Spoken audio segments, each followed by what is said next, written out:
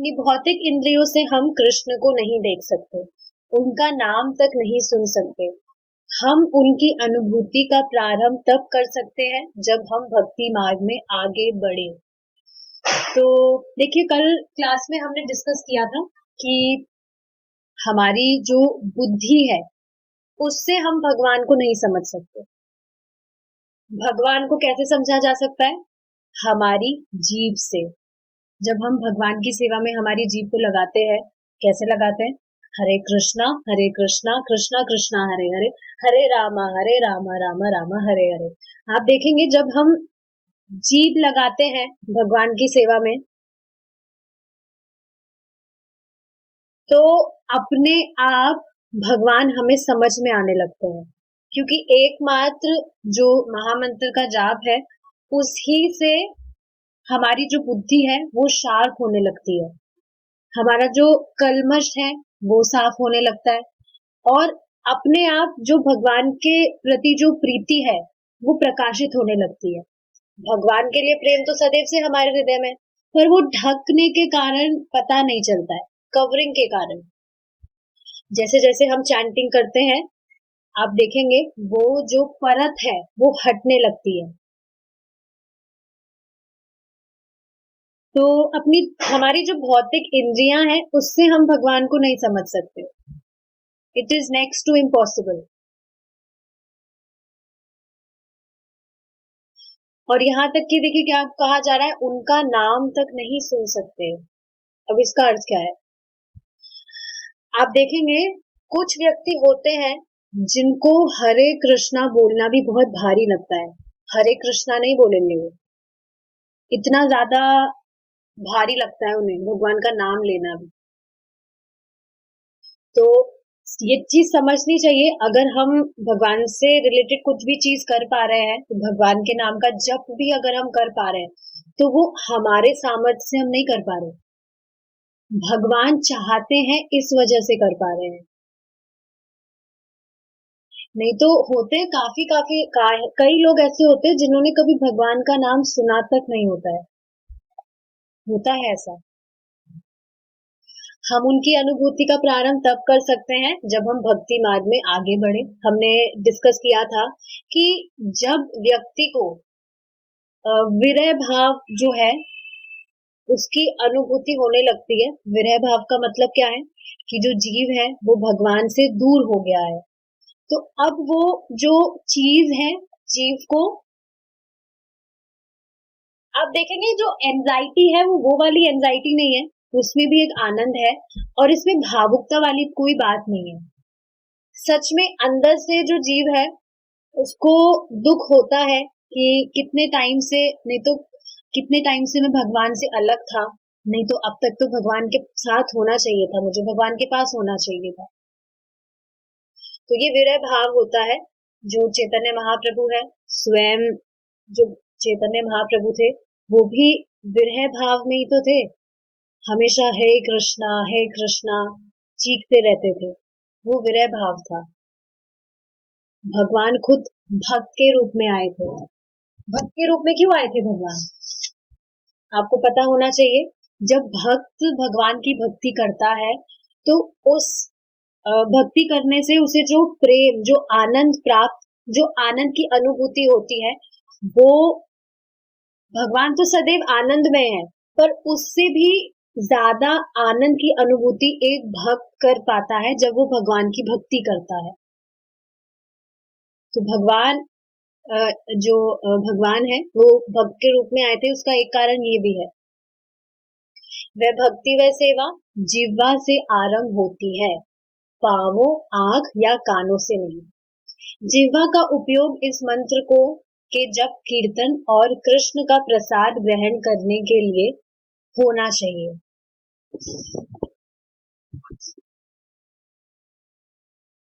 देखिए, कौन सा मंत्र जप करने के लिए कहा जा रहा है? सबको पता है, हरे कृष्णा कृष्णा कृष्णा हरे हरे, हरे रामा रामा रामा हरे हरे। आप देखेंगे जीव के हमें सिर्फ दो ही काम बताए हैं। हमेशा हमें ध्यान रखना चाहिए, we should always make sure that what goes in and what goes out, अंदर क्या जाना चाहिए? हमारी जीभ से हमेशा अंदर भगवान का प्रसाद जाना चाहिए। बाहर क्या आना चाहिए? हमारी जीभ से भगवान का नाम बाहर आना चाहिए। तो हमेशा ध्यान रखें अंदर क्या जा रहा है और बाहर क्या आ रहा है। ये दो चीजें बहुत इंपॉर्टेंट है। आप देखेंगे हमारी जो जीभ है ये भगवत प्रेम का द्वार है। स्वयं प्रभुपाद जी ये बात कहते हैं। हमारी जो जीभ है वो भगवत प्रेम का द्वार है। सिर्फ हमारी जीभ से ही दो काम करके भगवान के प्रेम की प्राप्ति हो सकती है किसी भी व्यक्ति को। एक बार प्रभु जी बता रहे थे कि जैसे ट्रैवलिंग करना होता है तो बहुत मुसीबत होती है, प्रसाद मिलेगा या नहीं मिलेगा। तो प्रभु जी एक बार कहीं जा रहे थे तो वहां पर एक बड़ा बैग, पूरा जो बड़ा बैग है प्रभु जी प्रसाद का लेकर गए थे। एयरपोर्ट पे जब चेकिंग हुई तो उसका वेट 13 किलो था। तो वहां जो व्यक्ति थे उन्होंने पूछा अरे इसमें क्या है 13 किलो जैसा, क्या है इसमें इतना वेट है? तो प्रभु जी ने कहा दिस इज माई फूड। तो वो शॉक हो गए, फूड, इतना सारा खाना? तो देख रहे हैं आप, एक भक्त है, एक माता जी हैं, वो बता रही थी कि वो भी ट्रैवल करती है तो प्रसाद की दिक्कत होती है तो खुद वो इंडक्शन ले जाती है अपने साथ में, अपने बैग में डाल के कि मतलब ऐसे भी आजकल रूम्स अवेलेबल होते हैं जहां पर किचन की व्यवस्था होती है, आपको किचन दे दिया जाता है। तो बता रही थी कि मैं खुद का इंडक्शन भी ले जाती हूँ साथ में कि मैं बना पाऊं ताकि प्रसाद।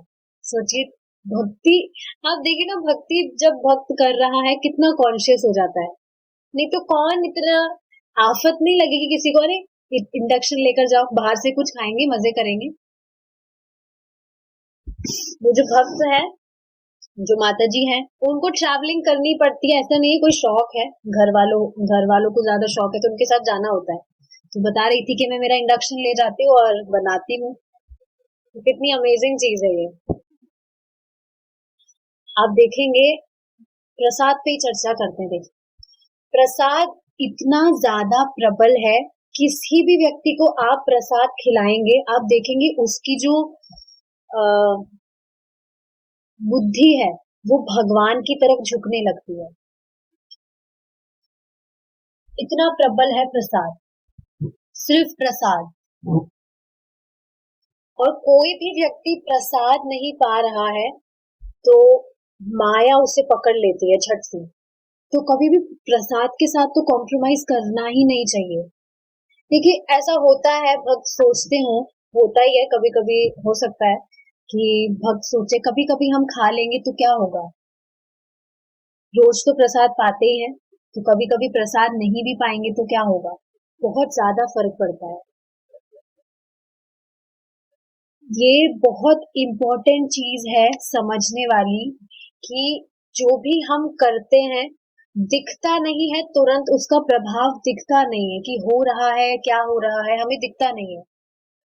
तभी आप सोचिए भक्ति कर रहा है व्यक्ति, सिर्फ एक कृष्ण नाम से अनंत जन्मों के पाप नष्ट हो जाते हैं, दिखे हमें, आसपास तो कुछ नहीं हुआ पर होता है ऐसा। और अब जो हम आगे भक्ति कर रहे हैं, भगवान का नाम ले रहे हैं, वो पाप नष्ट करने के लिए नहीं ले रहे हैं, हमारा प्योरिफिकेशन हो जाए इसलिए हम कर रहे हैं। और आप देखेंगे जो भी व्यक्ति प्रसाद नहीं पाता है, देखिए एक दिन की ही बात कर रही हूं मैं, एक दिन छोड़िए, एक और भी अगर अनऑफर्ड खा लिया तो वो भी बंधन का कारण बनता है। माया बहुत ज्यादा डेंजरस है, समझना चाहिए इस चीज को कि हम बिल्कुल भी प्रसाद के साथ तो कॉम्प्रोमाइज नहीं ही करें। इसके देखो काफी सारे एग्जाम्पल है, जैसे प्रभु जी बता रहे थे एक व्यक्ति था वो भक्तों पे टमाटर मारता था कि तो ये जो लोग हैं ये तो कुछ भी करते नहीं है काम वाम। तो वो जो व्यक्ति है वो टमाटर मारता था भक्तों पे और उसको मतलब प्रसाद ही पाया था उसने, प्रसाद पाता था वो, भक्त ही खिलाते थे। तो कुछ सालों बाद उस वो खुद अब टमाटर स्पॉन्सर करने लग गया मंदिर में। आप सोचिए पहले भक्त को टमाटर मारता था, वो भक्तों को टमाटर मारता था परेशानी में, और फिर उसने अब खुद ही टमाटर स्पॉन्सर किए प्रसादम के लिए। ऐसे ही एक बार महाराज बता रहे थे, प्रभु जी बता रहे थे कि महाराज को कुकिंग में बहुत एक्सपर्ट है, कुकिंग में। तो गए थे फॉरेन, किसी विदेश शहर में गए थे, तो वहां पर कुकिंग क्लासेस ली थी महाराज ने। ये प्रीचिंग का एक अलग स्टाइल है कि ऐसे ही सिखाया जाए।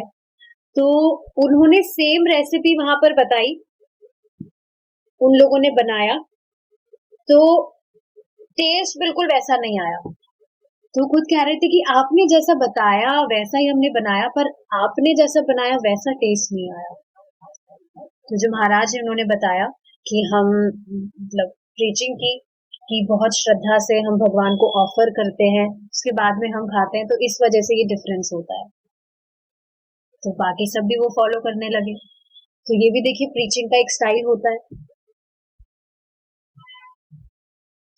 और एक और था, एक और एग्जांपल याद आ रहा है मुझे कि कोई व्यक्ति थे, वो मुस्लिम थे, तो वो भी प्रसाद नहीं पाते थे। वो कहते थे कि मैंने सुना है कि जो इस्कॉन वाले हैं वो कुछ मिला देते हैं खाने में, इसलिए मुझे मना किया है कि आप मत खाइएगा। तब आप देख रहे हैं श्रद्धा उस व्यक्ति को भी है कि हाँ इस खाने में कुछ जादुई चीज है, अगर खाऊंगा तो कुछ हो जाएगा।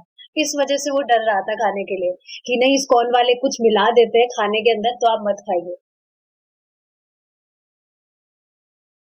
तो आप देखेंगे किसी को भी आप एक बार भी प्रसाद खिलाते हैं तो वहीं से उसका जो बीज है वो फलित होने लगता है। जैसे महाराज बता रहे थे कि जो भतुए का बीज होता है, आप देखेंगे भतुआ जो है वो सर्दियों में उगता है। गर्मियों में आपने बीज डाल भी दिया तो गर्मी में वो नहीं उगेगा, आगे जाके सर्दियों में जाके उसका पौधा उगेगा। उसी तरह से एक बार किसी ने भी प्रसाद पा लिया तो अभी उस टाइम पे हमें नहीं दिख रहा कुछ फर्क पड़ा है या नहीं पड़ा है, आगे जाके पक्का वो व्यक्ति भक्त बनता है। कोशिश करनी चाहिए कि हो सके तो डेली, डेली नहीं तो देते रहना चाहिए, मतलब प्रसाद कोई भी जो व्यक्ति है जिनसे आप मिलते रहते हैं या कुछ भी जिनको आप इच्छा है भक्त बन जाए, उनको देते रहिए प्रसाद। आप ऐसा नहीं एक बार देकर छोड़ दिया। बस प्रसाद की महिमा के बारे में मैं बता रही हूँ, एक बार भी किसी ने पा लिया आगे जाके भगवान का भक्त बनता है। अब ये तो सिर्फ मनुष्य की बात है, कोई पशु है उसको भी आपने प्रसाद दिया, नेक्स्ट उसका जो लाइफ है वो मनुष्य योनि बिल्कुल गारंटी है, मिलता ही है उसे। तो कभी भी don't take prasadam as granted, बहुत शक्ति है इसमें। जो भी व्यक्ति प्रसाद नहीं पाता है माया उसको झट से पकड़ लेती है। अब सोचना चाहिए, आप देखिए ना हमारा जो बॉडी है वो चल क्यों कैसे रहा है, आहार से ही तो चल पा रहा है हमारा जो शरीर है। कभी हम फास्ट भी कर लेते हैं तो कितना ज्यादा वीक फील करते हैं, सिर्फ एक दिन आप कुछ मत खाइए, बिल्कुल भी कुछ भी मत खाइए, कितना वीक फील करते हैं हम, कितनी कमजोरी आ जाती है। जैसे एकादशी पे ही कुछ भक्त हैं जो निर्जल फास्ट करते हैं, वाटर फास्टिंग करते हैं, तो नेक्स्ट डे आती ही है कमजोरी, तो कुछ खाएंगे नहीं तो पूरे दिन भर से। तो आप सोचिए हमारा जो बॉडी को जो नरिशमेंट है वो खाना खाने से मिलता है। अब वो ही खाना जब स्पिरिचुअल हो जाए, प्रसाद हम खा रहे हैं, तो कैसे चित्त में परिवर्तन नहीं आएगा। जैसा अन्न वैसा मन, ये लाइन तो आपने सुनी होगी, और ये बात सच भी है, कोई कहने वाली बात नहीं है। आप देखिए ना कोई जो व्यक्ति है वो राजसिक या तामसिक खाना ना खा के सात्विक खाना भी खाता है सिंपल, तब भी उसके जो गुण हैं वो सात्विक होने लगते हैं, सिर्फ सात्विक खाना खाने मात्र से। अब इतनी तपस्या करने को तो नहीं कहा जा रहा है कि आप सात्विक सादा भोजन खाइए, बिल्कुल नमक मिर्ची वाला, बिल्कुल बहुत कम मिर्ची वाला बिना तेल वाला खाना खाइए, ऐसा नहीं बोला जा रहा है। जो आप खाते हैं नॉर्मल, बस उसी को भगवान को भोग लगा कर खाइए, क्या दिक्कत है। जो भी व्यक्ति नियमित रूप से प्रसाद ही पा रहा है, वो माया को बहुत आसानी से जीत लेता है, बहुत आसानी से। इस प्रकार जीवा के दो कार्य हैं और इस प्रकार से इसका उपयोग करके हम कृष्ण का साक्षात्कार कर सकते हैं। सिर्फ अपनी जीभ से ये दो कार्य कीजिए आप खुद देखेंगे। अब देखिए, जब ये दो कार्य करने को कहा जा रहा है तो बाकी चीजें नहीं करने का एक हिंट दिया जा रहा है। बाकी चीजें क्या नहीं करनी? भगवान के प्रसाद के अलावा कुछ भी नहीं पाना है और इसके अलावा प्रजल्प करने से बचना है। जो भी, अब देखिए, भौतिक वार्ता अगर हम करते हैं तो एकदम माइंड डिस्टर्ब नहीं हो जाता है?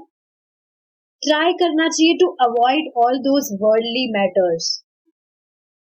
जितना हो सके दूर रहिए। अब देखिए, जब ये बातें जैसे कोई अभी नया भक्त हो उसे बताई जाए तो वो सोचने लगेगा, अरे इतनी तपस्या क्यों करनी है? क्या फर्क पड़ता है अगर हम ऐसी कुछ बात करते हैं? लेकिन फर्क बहुत ज्यादा पड़ता है। आप खुद सोचिए ना, अब तक जो भी भौतिक वार्ता हम करते आए हैं उससे कुछ भी तो हमारा ट्रांसफॉर्मेशन नहीं हुआ था। बल्कि आप देखेंगे, जो भी काम, क्रोध, ईर्ष्या, लालच, लोभ, ये जो सब चीजें हैं ये हमेशा से ही बढ़ती थी। लेकिन अब जैसे ही आप भक्ति कर रहे हैं आप देख पा रहे हैं कम होती जा रही है सारी चीजें, सिर्फ भक्ति करने मात्र से। देखिए, ये बहुत ज्यादा इंपॉर्टेंट है कि आप सही चीज को फॉलो करें। सही चीज को फॉलो करने के साथ साथ जो गलत चीजें हैं उनको नहीं करना भी उतना ही इंपॉर्टेंट है। समझ पा रहे हैं? जैसे कोई व्यक्ति बीमार है, फॉर एग्जाम्पल किसी व्यक्ति को डायबिटीज है। अब ठीक है, वो अच्छा अच्छा खाना खा रहा है, उसको जो भी डॉक्टर ने बताया है कि आप ये सब खाइए, ये जूस पीजिए और ये दवाई नियमित रूप से लीजिए, ठीक है, वो सारी चीजें एकदम अच्छे से फॉलो कर रहा है। लेकिन साथ में वो मीठा भी खा रहा है जो उसके लिए एकदम पॉइजन की तरह है। तो फिर कहाँ वो ठीक होगा जिस स्पीड से उसे ठीक होना चाहिए? तो यही इस एग्जाम्पल से समझ आ रहा है कि सही चीजें हम फॉलो कर रहे हैं, भक्ति कर रहे हैं, अच्छी बात है, करना है हमें भक्ति। और भक्ति आप देखेंगे सिर्फ कुछ टाइम के लिए नहीं है, ये हमारा लाइफस्टाइल है, हमेशा करनी है।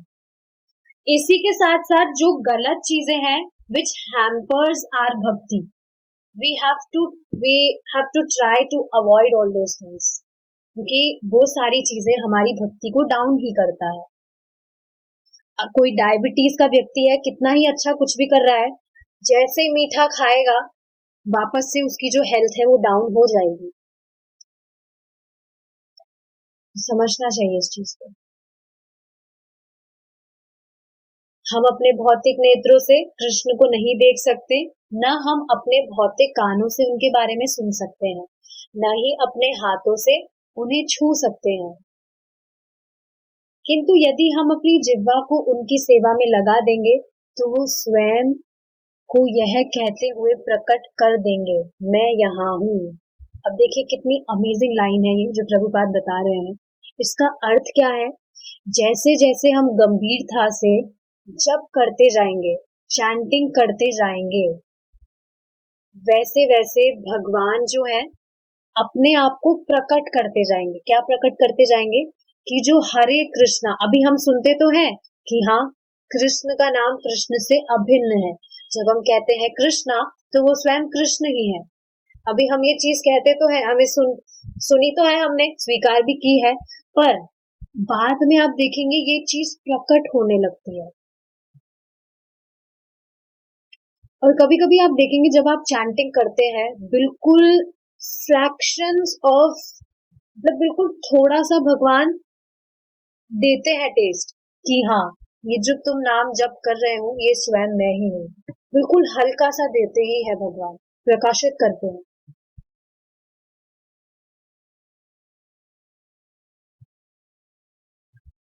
तो एक और चीज इससे क्या समझ आ रही है, हम हरे कृष्णा जप कर रहे हैं उसके पीछे का उद्देश्य क्या है?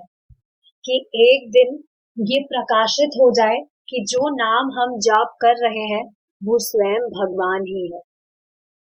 कितनी इंटरेस्टिंग चीज यहाँ बोली जा रही है कि हमारी जो भी भौतिक इंद्रियां हैं, चाहे से वो कर्म इंद्रिया हो या ज्ञान इंद्रिया हो, उनसे हम कहाँ कृष्ण को अनुभव कर सकते हैं। ना तो हम हमारे भौतिक कानों से उनकी आवाज सुन सकते हैं, ना अपने हाथों से उन्हें छू सकते हैं, ना अपने नेत्रों से उन्हें देख सकते हैं, कुछ भी तो नहीं कर सकते। पर हमारी जो जीभ है, अगर हम उसे अपनी सेवा में लगा देंगे तो स्वयं अपने आप को भगवान प्रकाशित कर देंगे एक दिन।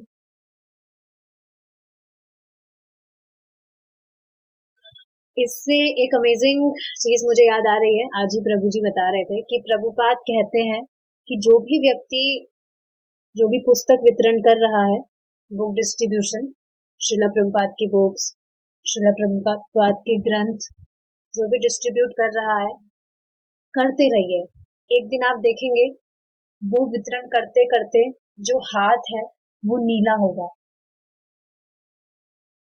आप सोचिए ना, जब ये सब बातें, ये सब जो भी वार्ता है, वार्ता नहीं बोलेंगे इसको, जब हम ये सब सुनते हैं तभी कितना ज्यादा मन को आनंद मिलता है। एक बार आप इस पे मेडिटेट करके देखिए कि आप बुक डिस्ट्रीब्यूशन कर रहे हैं, आपने बुक दी और आपने देखा अरे नीला हाथ, नीला हाथ। समझ पा रहे, नीला हाथ मतलब स्वयं भगवान एक दिन आ जाएंगे। हम जो भी छोटी छोटी चीजें करते हैं भगवान के लिए, हमें लगता होगा कि अरे ये तो क्या ही मैटर करती है, पर भगवान हर चीज को नोटिस करते हैं कि जो व्यक्ति है वो क्या कर रहा है। आप ये सोचिए ना, कोई व्यक्ति द्वेष से भी भगवान का नाम ले रहा है तो भगवान सिर्फ वो ही देखते हैं कि इसने मेरा नाम कितनी बार लिया है। दोष तो भगवान कभी देखते ही नहीं है किसी में। कहाँ देखने को मिलेंगे ऐसे स्वामी, इस भौतिक जगत में तो कहीं पर भी नहीं। और इसका प्रमाण क्या है? एक्सेप्ट किया है हमें, भक्ति कर रहे हैं हम, क्या ये कम चीज है? और क्या प्रमाण चाहिए? एक माता जी कह रही थी, पता नहीं भगवान हम पे कब कृपा करेंगे, कब कृपा करेंगे भगवान। अरे भाई, तुम्हें भक्ति करने को दे रहे हैं, ये क्या कम कृपा है?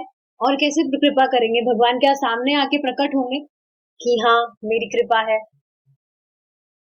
भक्ति करने का मौका दे रहे हैं, क्या कम कृपा है? हरे कृष्ण का यह कीर्तन भौतिक प्रकृति की लप लपाती अग्नि को बुझा देता है। नीचे उद्घृत गुरुदेव की स्तुति का भी तात्पर्य यही है। श्री गुरुदेव कृपा सिंधु से आशीर्वाद प्राप्त करते हैं। जिस प्रकार वन में लगी दावाग्नि को शांत करने हेतु बादल उस पर जल की वर्षा कर देता है, उसी प्रकार श्री गुरुदेव भौतिक जगत की धधकती अग्नि को शांत करके भौतिक दुखों से पीड़ित जगत का उद्धार करते हैं। मैं सभी गुणों के सागर ऐसे गुरुदेव के चरण कमलों में सादर नमस्कार करता हूँ। श्री गुरु अष्टकम का फर्स्ट जो है, फर्स्ट पैराग्राफ है, गाएंगे इसको एक बार। संसार दावानल लीडलोका त्राणाय कारुण्य घना घना त्वं प्राप्तस्य कल्याण गुणानवस्य वंदे गुरु श्री चरणारविंदम। इस भौतिक संसार की तुलना प्राय दावानल वन की अग्नि से की जाती है। देखिए, दावाग्नि किसको कहा जा रहा है? क्या है दावाग्नि का अर्थ? हमारी भोग की इच्छा ही दावाग्नि है। कैसे है? आप देखेंगे कि जो वन की अग्नि होती है, आप देखेंगे मूवीज में देखा होगा कि जंगल में थोड़ी सी आग लगती है तो वो एकदम से भड़क के पूरे वन में आग लगा देती है। देखा है, ये होता है ऐसा। कोई नहीं चाहता कि वन में आग लगे, किंतु प्राय बिजली गिरने, रगड़ उत्पन्न होने, असावधानी या किसी अन्य कारण से तुरंत आग लग जाती है। जैसे यहाँ पर ये फोटो रखा है, थोड़ी सी आग लगती है, तुरंत वो भड़क के पूरे वन को जला देती है। हमारी जो भोग की इच्छा है वो यहाँ दावग्नि से उसका कंपैरिजन किया जा रहा है। उसी प्रकार यह भौतिक संसार अनेक ज्वलंत समस्याओं की आग से घिरा हुआ है। प्रत्येक व्यक्ति यहाँ शांति पूर्वक रहना चाहता है, किंतु परिस्थितियां कुछ ऐसी बन जाती है कि किसी के लिए भी शांति से रहना संभव नहीं हो पाता। अब देखिए इसका कारण क्या है। किसी भी व्यक्ति के मन में कोई भी भोग की इच्छा आती है, भोग की इच्छा मतलब सेंस ग्रेटिफिकेशन, तुरंत आप देखेंगे एक जलन सी महसूस होती है। बहुत अच्छी बात एक भक्त बता रहे थे, प्रभु जी बता रहे थे कि एक भक्त बता रहे थे कि जब तक इच्छा नहीं आती है व्यक्ति एकदम सुखी रहता है, जैसे ही कोई इच्छा आती है तुरंत दुखी हो जाता है वो। और आप खुद बताइए, ये प्रैक्टिकल बात नहीं है। आप शांति से बैठे हैं, एकदम से कोई इच्छा आ जाए तो आप तुरंत उसके बारे में सोचते रहते हैं, प्लानिंग करते रहते हैं, ये ऐसे होगा वैसे होगा, और फिर दुख वहीं से स्टार्ट हो जाता है। जैसे ही इच्छा आती है, जैसे इच्छा आएगी, जो व्यक्ति है वो संघर्ष करेगा उस इच्छा को पूर्ण करने के लिए। और फिर ऐसा तो हमेशा होता ही है, जैसा हम चाहते हैं एग्जैक्टली वैसा नहीं होता है और फिर व्यक्ति दुखी होता है। तो जब तक इच्छा नहीं आती है व्यक्ति सुखी रहता है, जैसे इच्छा आई तुरंत वो दुखी हो जाता है। तो यही चीज बताई जा रही है कि ये जो भौतिक संसार है यहाँ पर अनेक ज्वलंत समस्याओं से आग से घिरा हुआ है। प्रत्येक व्यक्ति यहाँ शांतिपूर्वक रहना चाहता है, किंतु परिस्थितियां कुछ ऐसी बन जाती है, परिस्थितियां वो खुद ही बना लेता है। संघर्ष करेगा, जो भी वो भोग की इच्छा है उसको पूरी करने के लिए। आप देखेंगे सच में इन बातों पे आप विचार करेंगे तो आपकी आंखें बिल्कुल चमक जाएगी।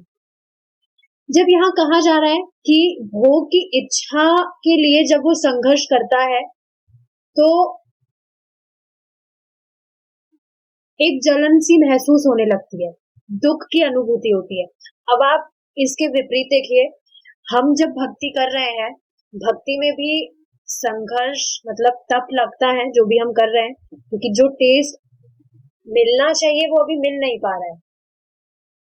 पर क्या उससे हृदय में कोई जलन होती है? बिल्कुल नहीं। प्रैक्टिकल चीज है। क्या दुख की अनुभूति होती है जब हम भक्ति करते हैं? नहीं। शांति का ही अनुभव होता है जब हम भक्ति करते हैं। तो देखिए कितना डिफरेंस है चीजों में। किसी के लिए भी शांति से रहना संभव नहीं हो पाता। हम वस्तु स्थिति से सामंजस्य स्थापित करने के लिए कई प्रकार से घोर संघर्ष करते हैं, किंतु प्रकृति के नियम इतने क्रूर और भयावह हैं कि हमारी आशाओं और योजनाओं के बावजूद भी इस भौतिक जीवन की समस्याओं की भीषण अग्नि विद्यमान ही रहती है। समझ पा रहे हैं? हम जैसी प्लानिंग करते हैं एग्जैक्टली वैसे कुछ हो नहीं पाता है और फिर वही दुख का कारण बनता है। क्या कहा जा रहा है कि जो व्यक्ति है अपनी इच्छा को पूर्ण करने के लिए बहुत संघर्ष करता है, किंतु प्रकृति के नियम इतने क्रूर और भयावह हैं कि हमारी आशा और योजनाओं के बावजूद भी हम जितनी एक्सपेक्टेशंस रखते हैं, जितनी प्लानिंग करते हैं किसी भी पर्टिकुलर चीज को हासिल करने के लिए, वो बिल्कुल वैसी मिलती ही नहीं है। आप देख पा रहे हैं क्यों? क्योंकि प्रकृति के नियम ही ऐसे हैं। समझना चाहिए कि यहाँ इस भौतिक जगत में, इस भौतिक जगत की प्लानिंग ही ऐसी हुई है, इसे बनाया ही इस तरह से गया है कि व्यक्ति कुछ भी यहाँ करेगा वो संतुष्ट रह ही नहीं सकता है।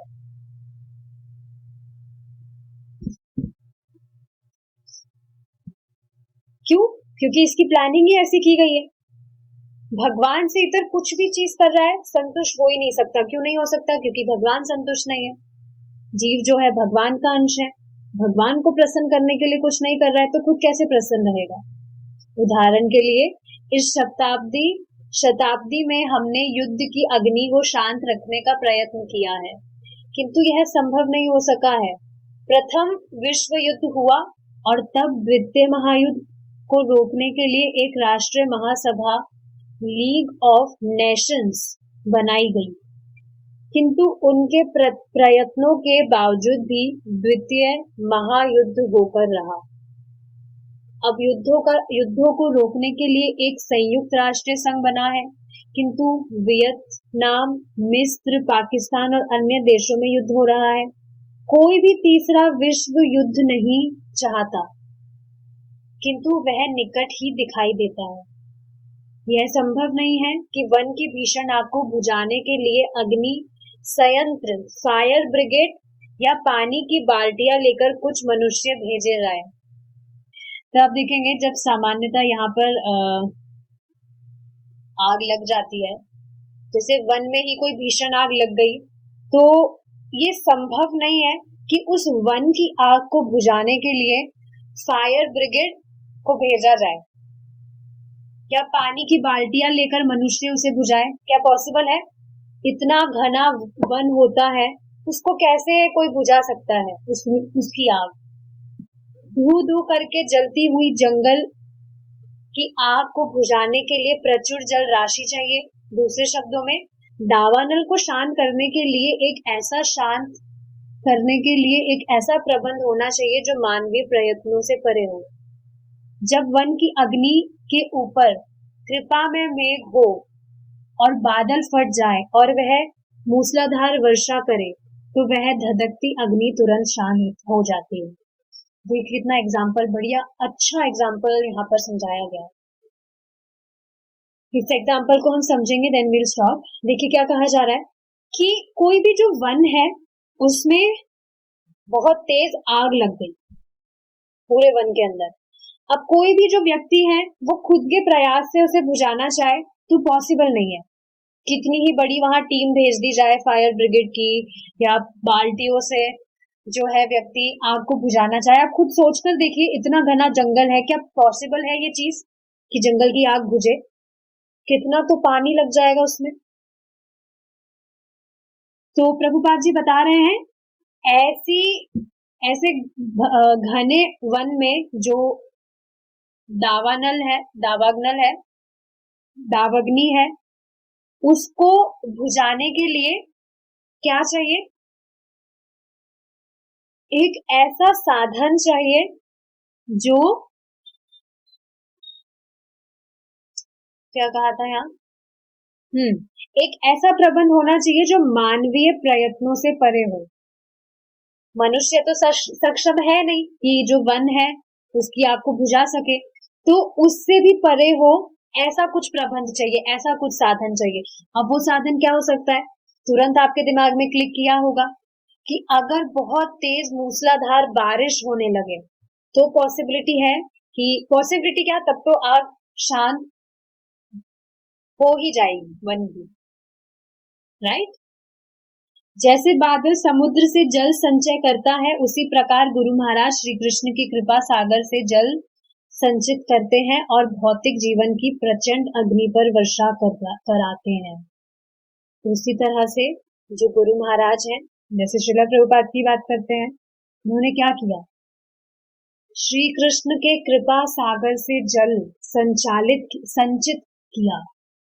मतलब जो ज्ञान है, जैसे समझेंगे, हमारे आंखों के सामने क्या है? अंधकार है। कोई व्यक्ति है, उसकी आंखों के सामने अंधकार है। अब एकमात्र जो सूर्य का प्रकाश है वो ही उसके अंधकार को दूर कर सकता है। उसी तरह से जो गुरु महाराज होते हैं वो एक प्रकाश की तरह, ठीक है, वो एक दूसरा एग्जाम्पल है, यहाँ आग वाला है। तो जो हमारी जो प्रचंड अग्नि है उस पर जो गुरु महाराज है वो श्री कृष्ण की कृपा सागर से जल की वर्षा कर सकते हैं। अब इसका अर्थ क्या है कि जो भी शास्त्रों का ज्ञान है उसका जब प्रचार करते हैं, अब देखिए शास्त्रों की बात आती है तो जो बातें हैं, क्या बातें हैं कि हमारा हम कौन है, भगवान कौन है, भगवान से हमारा क्या संबंध है।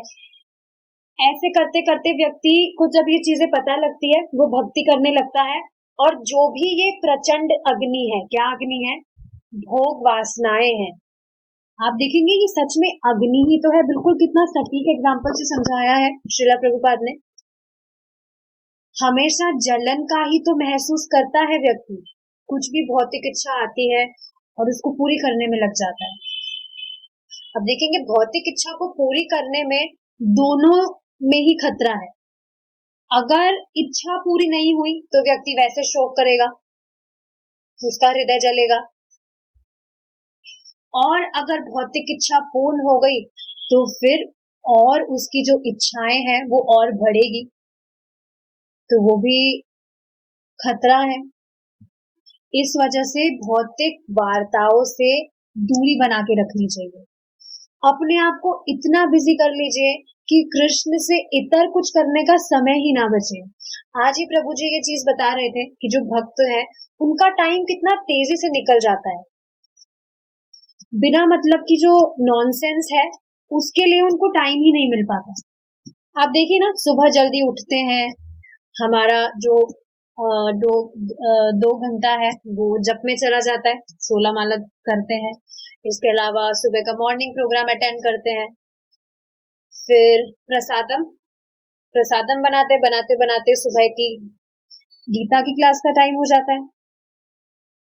फिर आप देखेंगे पूरे दिन में जो भी करना है करिए, फिर वापस से शाम का प्रसादम, शाम की क्लास, और ऐसे करते करते रात हो जाती है। पूरा दिन कितनी तेजी से निकल जाता है पता ही नहीं चलता है। तो हमेशा अपना जो स्केड्यूल है डेली का, उसको इसी तरह से आप प्रोग्राम रखिए कि बिना मतलब की जो भौतिक वार्ता है उसमें फंसने का कोई स्कोप ही ना हो। तो ठीक है, कुछ क्वेश्चन तो नहीं है, मेरे स्टॉप हियर। श्रील प्रभुपाद की जय। निताय गौर प्रेमानंदे। हरि बोल।